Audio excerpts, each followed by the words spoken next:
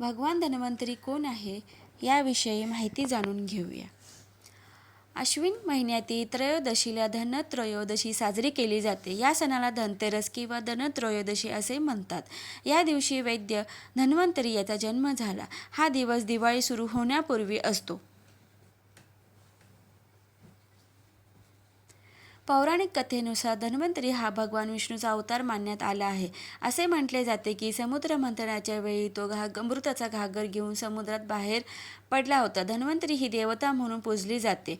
यामुळे आरोग्य, औषधाचे ज्ञान आणि दीर्घायुष्य प्रदान करते. प्राचीन काळात वैद्यकशास्त्र आयुर्वेदाशी संबंधित जोडण्यात आल्यामुळे त्यांना आयुर्वेदाचे जनक म्हणून ओळखले जाते.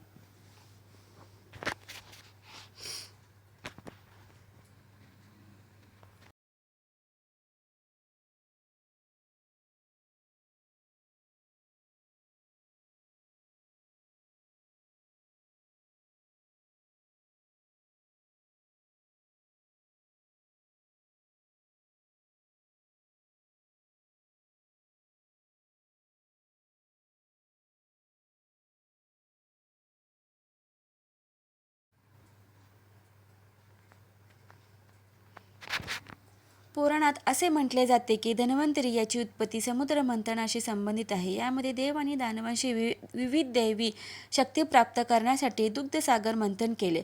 समुद्र मंथनाच्या वेळी यातून अनेक गोष्टी बाहेर आल्या होत्या आणि त्यातून धन्वंतरी ही एका हातात अमृताचे भांडे आणि दुसऱ्या हातात औषधी वनस्पती घेऊन समुद्रातून बाहेर पडेल.